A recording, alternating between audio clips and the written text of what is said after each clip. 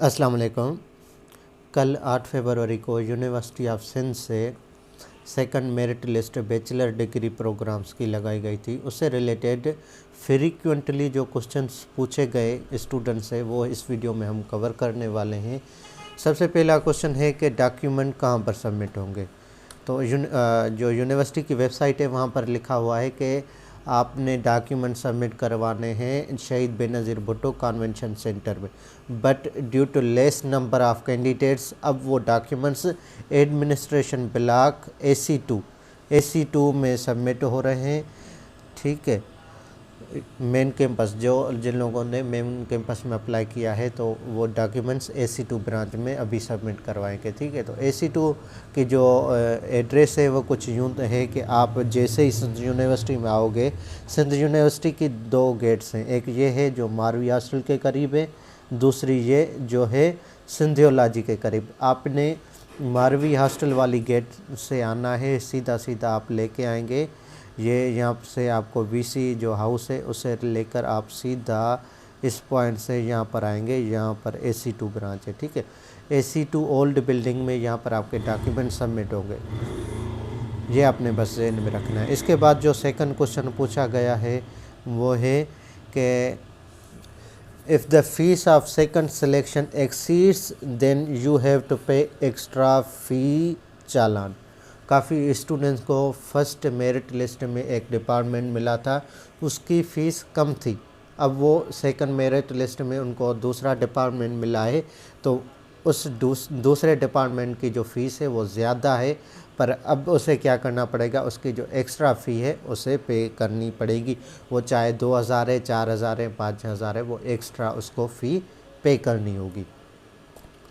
उसके बाद है fees will be automatically adjusted of those who have submitted fee for their first selection।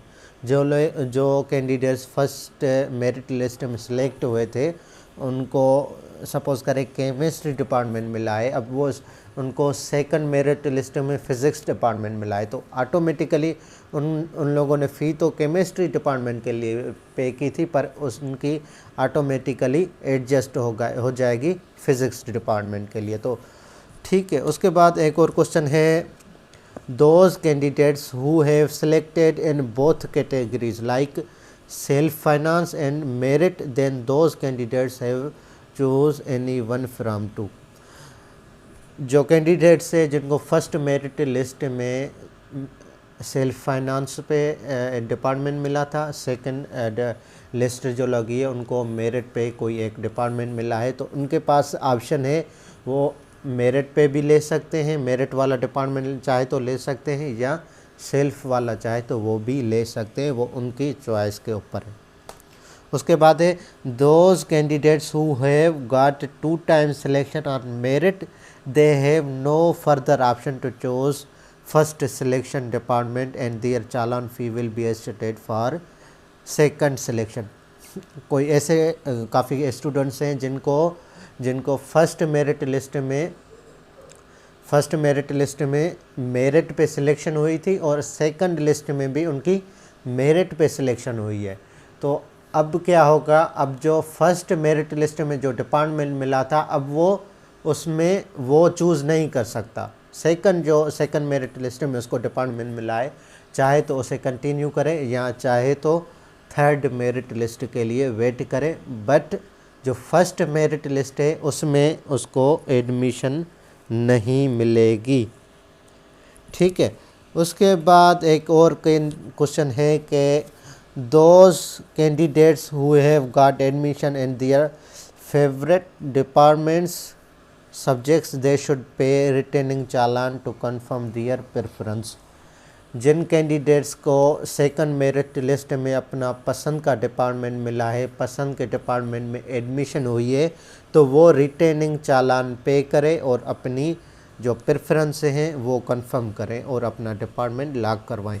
अब suppose करें आपको सेकंड मेरिट लिस्ट में नंबर 1 चॉइस मिली है, तो आपको रिटर्निंग चालान पे करने की ज़रूरत नहीं है। मैं दोबारा रिपीट करूं, अगर आपको फर्स्ट चॉइस मिली है सेकंड लिस्ट में या फर्स्ट मेरिट लिस्ट में, तो आपको रिटेनिंग चालान पे करने की ज़रूरत नहीं है। ठीक है, उसके बाद सेकंड थर्ड है तो आप रिटेनिंग चालान पे कर सकते हो। उसके बाद है those candidates that have pay just retaining, you do not need to come university, just pay retaining challan in any HBL branch across the Pakistan और थ्रू HBL मोबाइल एप्लीकेशन। जिन कैंडिडेट्स को सेकंड मेरिट लिस्ट में कोई अपनी पसंद का department मिला है, वो चाहते हैं कि हम वही डिपार्टमेंट पढ़ें, उसी डिपार्टमेंट को लॉक करवाना चाहते हैं, वही डिपार्टमेंट पर प्रेफर करना चाहते हैं, तो उनको क्या करना होगा, सिर्फ रिटेनिंग चालान डाउनलोड करें और उसे किसी भी HBL की ब्रांच में पे करें ना बाहिन मतलब मानी छा जी। ठीक है, वो वहाँ पर पे करें और आपको यूनिवर्सिटी आने की कोई ज़रूरत नहीं। आप किसी भी सिटी में HBL की ब्रांच में जमा करवा सकते हो या आप मोबाइल एप्लीकेशन के थ्रू भी सबमिट करवा सकते हो। उसके बाद है those candidates got selected in first list and have not paid their fees, they are rejected for merit category and if they are willing to get admission they have only one option, they have only one option, that is self finance category, and you should have to visit admission director office with application। अब जिन candidates ने जिनकी first merit list में admission हुई थी, काफ़ी ऐसे भी candidates हैं जिनकी फ़र्स्ट मेरिट लिस्ट में एडमिशन हुई है, उन लोगों ने चालान पे नहीं किया। ये बड़ी गलती कर दी उन लोगों ने, क्योंकि क्लियरली इंस्ट्रक्शन दी गई थी यूनिवर्सिटी ऑप्शन से कि अगर आपकी फ़र्स्ट मेरिट लिस्ट में एडमिशन हुई है तो आपको फ़ीस पे करनी होगी, चाहे आप वो डिपार्टमेंट लेना चाहें या दूसरे का वेट करें। बाकी अगर आपने मेरिट लिस्ट में वो फ़ी पे नहीं की तो आप रिजेक्टेड हैं, आपकी एडमिशन रिजेक्ट हो चुकी है।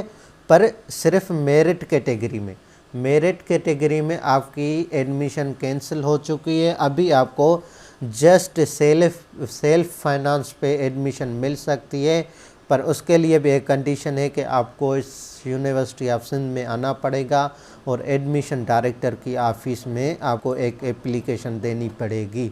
ठीक है, उसके बाद एक और क्वेश्चन है कि और गाइडेंस कह लें यार, गाइडेंस है the candidates who have selected in first list on self finance and then selected in second list on merit list either in same subject or different, they will get refund amount for that they have to visit and write application to admission director।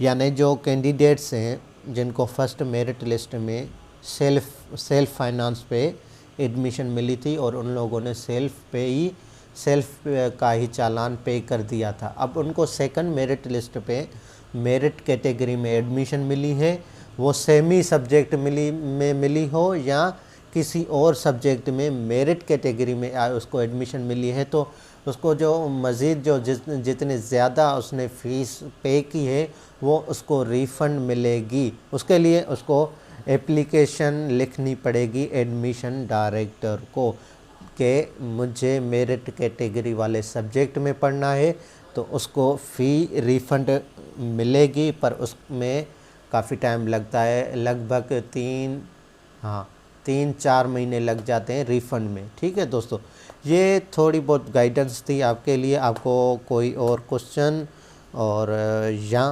Comment है तो आप पूछ सकते हो, या refund क्या कहते हैं पता नहीं क्या कहते हैं। बहरहाल अल्लाह आपको खुश रखे। Thank you very much for watching my video and do you have any question, just comment। thank you।